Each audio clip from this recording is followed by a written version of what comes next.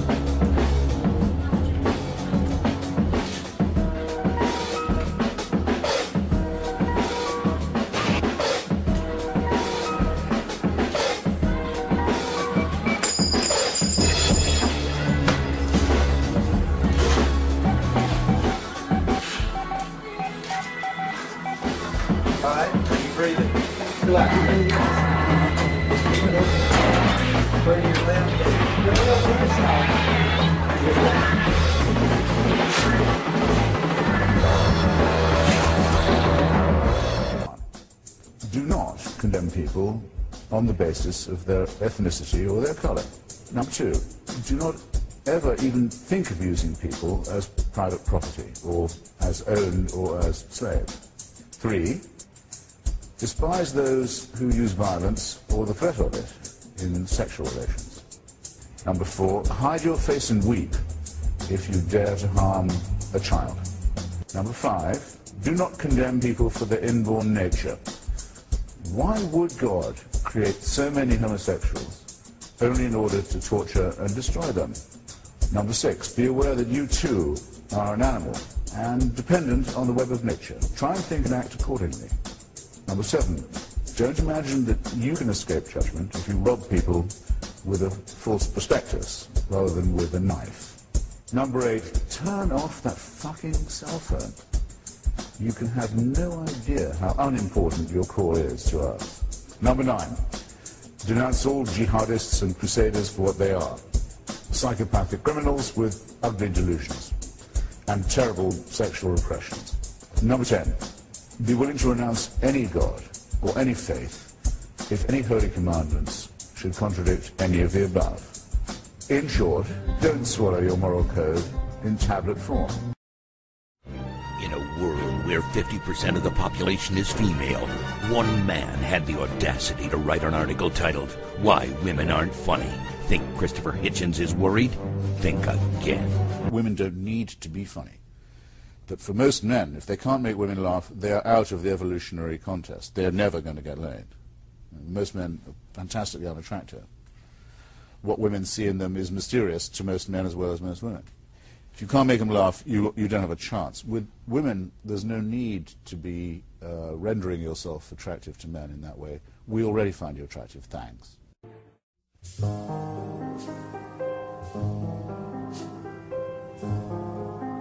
He's been at it the best part of 40 years. However tough the hide, if he wants to, he'll sting it. Such as telling President Kennedy's spokesman that his boss was a murderer. Even to kill his allies, like the Ziem family in Vietnam, the right-wing. He had nothing to do with that. Oh, come on. There's no proof of that, whatever. Look, you were paid to say that at the time. I'm not paid to say that. We had a liar put that. You don't have to say that. Is it not the case that the spread of Christianity, about which you spoke so warmly and affectingly in your opening remarks, attributing it to the innate truth of the Bible story, was spread by that means, or because the Emperor Constantine decided to make Christianity the official religion of the Roman Empire? Which, in your view, contributed more to the spread of the faith? The Holy Spirit. I rest my case. You give me the awful impression, I hate to have to say it, of someone who hasn't read any of the arguments against your position ever. Well, what an incredibly stupid question. Child sacrifice is reprehensible, would it not? Did Abraham think child sacrifice was an okay idea? The ultimate question is, does God think child sacrifice, since he sent his own son to be the ultimate sacrifice? He appears to be in favor of it. He does appear to be in favor of it, but in context. I agreed that we were not. Because he owns you. He's created everything for you. He's kept you alive. I don't want to be owned. I don't want to be owned, and I don't recognize anyone's right to own me. So ownership is a bad thing? Of people, yes. I'd never like to miss out a chance to congratulate someone on being humorous, if only unintentionally. It's very touching for Tony to say that he recently went to a meeting that bridged a religious divide in Northern Ireland. Well, where does the religious divide come from? That's never changed and is never going to, so he won't have... That's your opinion, nor will anyone... Well, guess what? Guess who's saying it? That's a very clever thing to say. Shall I ask, would you prefer I uttered your opinion? What a fatuous remark. That's obviously just your audience, which will clap apparently anything, is frivolous. I'm just saying... Now, excuse me, sir. You can either ask me ask my opinion, or you may not. But I don't have to be here if you're going to take that attitude. Well, you could leave. You spent the first half by saying I had no right to the opinion you asked me on to express. Now you're tiring me out. I repeat, though... No, what I said is your opinion was thoughtless. What you wrote was crude and mean and hateful. That's what I said. You took up all the time for my answer with your long, rather unlettered question. This is a thing that almost all religions have in common. There's something they hate about the genitalia, especially the female. I don't share this view. Well, but I believe you cherry-pick the worst possible interpretation as well as facts that aren't necessarily facts and come up with this analysis. Name one. I think this is a terrific... I think this is a terrific... I'm going to step around the rubble today, Christopher. Not scorning the three delightful children who are everything to me and who are my only chance of even a glimpse of a second life, let alone an immortal one. And I'll tell you something, if I was told to sacrifice them to prove my devotion to God, if I was told to do what all monotheists are told to do, and admire the man who said, yes, I'll gut my kid to show my love of God, I'd say, no, fuck you.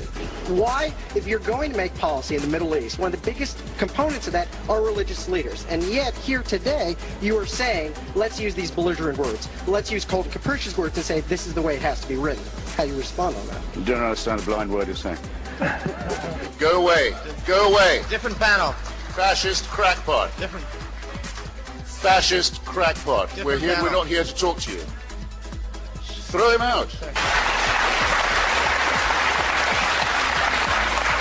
Christopher Hitchens. I think that's a contemptible statement, and I think everyone who applauded it should be thoroughly ashamed of themselves. Do you think, really, that it's a waste of time and money defending free expression from suicide murderers? I know what's coming. I know no one beats these odds. And it's a matter of getting used to that and growing up and realizing that you're expelled from your mother's uterus as if shot from a cannon towards a barn door studded with old nail files and rusty hooks. It's a matter of how you use up the intervening time in an intelligent and ironic way and try not to do anything ghastly to your fellow creatures. The desires of the heart are as crooked as corkscrews. Not to be bored is the best of man. The second best is a formal order. The dances pattern. Dance while you can. Dance, dance. The figure is easy. The tune is catchy and will not stop. Dance till the stars come down with the rafters. Dance, dance, dance till you drop.